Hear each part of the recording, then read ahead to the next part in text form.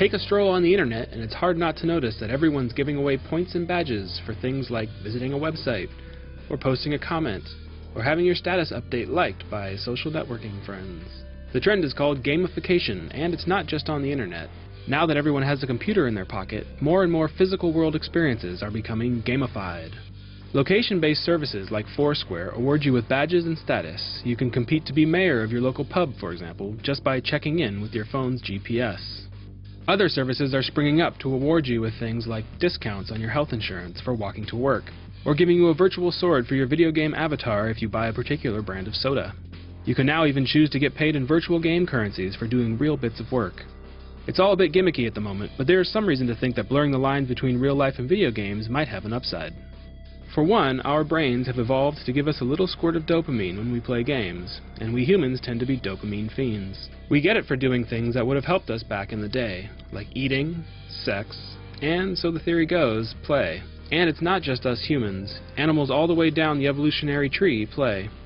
Social mammals like apes, dolphins, monkeys, and coyotes play all the time. But so do creatures that we branched away from a long, long time ago, like turtles, and even wasps. The games they play are all quite different, and the exact purpose is a matter of some debate. Some think play is a way to learn and practice useful skills. Others think it helps to build and maintain social bonds. Others still think it's just a way to release stress. Human play does all of this, with the added bonus that we have language and writing and can create elaborate games with rules and points and reward systems. Some think this kind of play gets us ready to navigate the complex rules that allow civilization to work.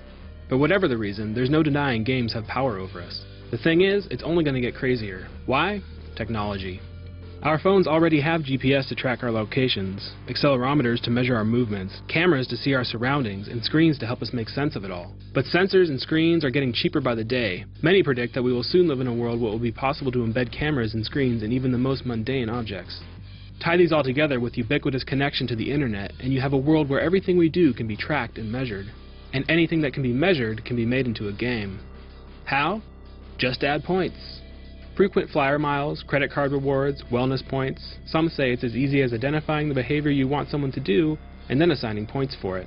But critics of the trend point out that points are not the point of playing a game. Well-designed games present a challenge that is intrinsically motivating. Using external rewards like points to motivate behavior often ends up being discouraging over time.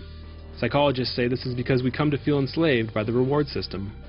But this doesn't necessarily mean that gamification is doomed. When games are well designed, they present an interesting challenge and keep players in a zone where their abilities are well matched for the trials at hand.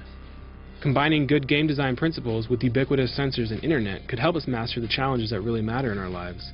Getting fit, learning skills, saving electricity, even making your jobs more interesting. Like anything, it has the potential for being abused. If games are so good for teaching and motivating people, some caution that we'd be wise to look carefully at what the message is. But some game designers claim the positives of turning life into a game could outweigh the negatives. We may soon see who's right. The technology is here, and the gamification of the world is already underway. Read more in the January 8th issue of New Scientist.